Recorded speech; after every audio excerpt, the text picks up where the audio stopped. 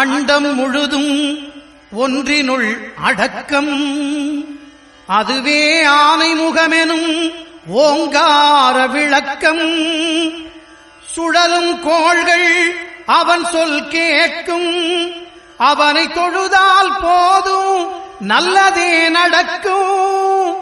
ஆனைமுகனை தொழுதால் நவக்கிரகங்களும் மகிழும். நல்லதே நடக்கும், நல்லதே நடக்கும்.